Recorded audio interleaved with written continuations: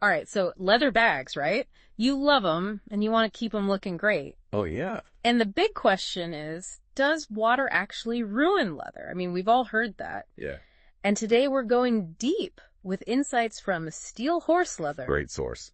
They actually make these incredible handmade leather bags. You know their stuff. They really do. So whether you're, a leather expert or just starting out, this is going to be good stuff. For sure. So leather, it's tough, right?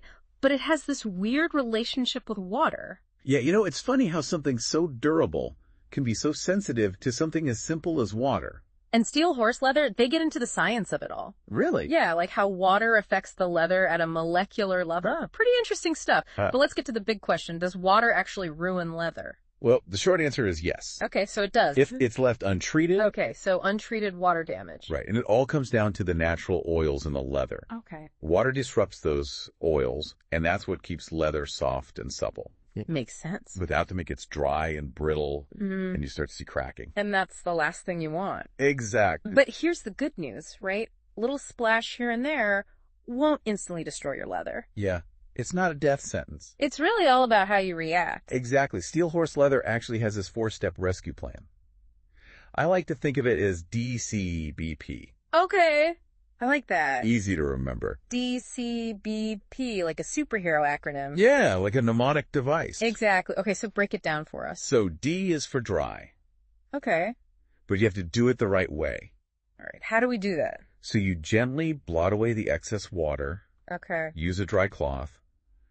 Don't rub it. Don't rub. No, and then let it air dry naturally. Naturally. Yeah, no hair dryers or heaters. Oh, tempting. I know, right? But don't do it. Exactly. And for bags, you can stuff them with paper to help them keep their shape as they dry. Smart. Okay, so D for dry. We got that down. Okay, so C is for condition. Condition. This is where you replenish all that lost moisture. Okay, makes sense. You're going to want to use a high-quality leather conditioner. Got it. It nourishes the leather and brings back that flexibility. Okay. Steel Horse Leather. Yeah. They recommend letting it soak in overnight. Yeah, overnight It really makes a difference. It really does. I do that with my leather jacket, and it's like brand new afterward. It's amazing. So D, dry, C, condition.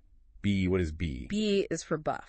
Well, buff. Yeah, once the conditioner's dry, you just gently buff the leather Okay. with a dry cloth, get rid of any residue, Uh-huh. and you'll reveal that nice shine. Nice. So that brings us to P. Yeah, protect. Protect. Okay, so we conditioned it, which offers some protection, but Steel Horse Leather recommends taking it a step further. Right. They recommend using a beeswax cream. Beeswax. Yeah, it's a natural protectant, and it creates a barrier that repels water. So it's like a raincoat for your leather. Exactly. But it's important to do a test patch first, Oh, good tip. because beeswax can darken some leathers. Makes sense. Now, this rescue plan, this is great for bags, but I'm thinking, wallets, jackets, all my other leather stuff. Yeah, absolutely. Does this apply to them as well? It totally does. Steel Horse Leather. Yeah. They specifically mentioned wallets and jackets, even their Wanderer toiletry bag. Okay. As examples. So yeah, this stuff works for all kinds of leather goods. So it's not just, like rescuing your leather from spills, but also thinking about long-term care, right? Yeah, definitely. What are some things we should be doing, to really keep our leather in top shape? Well, we've talked about that DCBP plan for water emergencies. Right. But there are other enemies out there, things like sunlight, heat, even how we store our leather. Oh, yeah. Those can cause damage over time, too. Okay, so let's talk about sunlight first. What kind of damage does sunlight do to leather? Well, sunlight is sneaky. It can fade the color of leather, especially like those rich, vibrant hues. Yeah. You might not notice it at first, but over time, sun exposure can really take a toll. Yeah, I've actually seen that happen with some of my older bags. Is there anything we can do to prevent that sun damage? Well, just like with our skin, the key is to limit sun exposure. Okay. So when you're storing leather, try to keep it out of direct sunlight. Makes sense. And when you're out and about, you can use a protective spray. Oh, okay. Specifically designed for leather. It helps to shield it from those harmful UV rays. Noted no more, leaving my leather jacket hanging on a sunny windowsill. Good call. Okay, so we talked about sunlight. What about heat? How does heat affect leather? Well, while sunlight primarily affects color, heat really dries leather out. Okay. And that makes it prone to cracking. Interesting. It's kind of similar to water damage in a way. It's all about those natural oils again. Okay. Heat speeds up their evaporation so the leather gets parched and vulnerable. So what are some common heat hazards that we should avoid? Well, the classic example is leaving leather in a hot car. Oh, That intense heat can really do damage. for sure. And be mindful of storing leather near heat sources like radiators or fireplaces. Right. Even something as simple as putting your bag too close to a heater vent can have an impact over time. It sounds like it's all about being mindful of the environment our leather is in, right? Exactly. And speaking of environments, let's move on to storage. Okay. You might not think of it as a danger zone for leather, but it actually plays a huge role in how well it ages. Okay. I'm intrigued. What are the biggest storage mistakes we should avoid? Well, cramming leather into tight spaces is a big no-no. Okay. It can lead to creases and wrinkles, give your leather room to breathe, Yeah, makes sense. and avoid plastic bags or airtight containers. Got it. Leather needs to breathe. Right. Trapping it in an airtight environment can lead to mold and mildew growth. Oh, that's bad. Yeah, not good. So the best way to store leather is in a cool, dry place with good air circulation. Okay. Fabric dust bags are great. They protect from dust and scratches, but still let the leather breathe. So it's like the Goldilocks of storage, right? Exactly. Not too hot, not too cold. Yeah. Just right. This is all really helpful. I'm already thinking about how I need to reorganize my closet Yeah.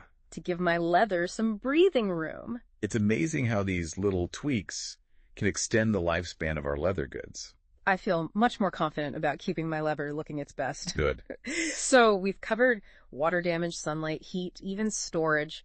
Is there anything else we should be thinking about when it comes to the lifespan of leather? So much good stuff today. Water damage, sunlight, heat, proper storage. I mean, is there anything else that can impact the lifespan of our leather goods? We often overlook something really simple, everyday wear and tear. Oh, yeah, right. It might seem obvious, but those little scuffs and scratches that come with using our leather, they actually play a role in how well it ages. Yeah, that's a good point. I mean, we want to use our leather, but we also want to minimize those marks if possible. Exactly. Any tips on how to do that? It's all about being mindful. Avoid tossing your leather bag on the floor or letting it get crushed under heavier items. Yeah, Little things like that can really add up over time. I'm definitely guilty of that sometimes, tossing my bag around. We've all been there. Yeah. And when you're not using your leather, store it properly. Right. Remember those gust bags we talked about? Yeah. They're not just for dust. They also protect against accidental scratches. So it really comes down to treating our leather with a little TLC. Exactly. And, one more thing I wanted to touch on, the importance of choosing high-quality leather from the start. Oh, Yeah. okay. So it's not just about how we care for the leather, but also the quality of the leather itself. Absolutely. Investing in well-made leather goods crafted from full-grain leather. Full grain. Yeah, it makes a huge difference in durability. Okay, tell me more about full grain leather. So full-grain leather is the top layer of the hide. Uh-huh. It's the strongest and most durable part. Makes sense. It might be a bit more expensive up front, Right. but it'll last much longer. So if you want leather goods that stand the test of time, look for full grain leather.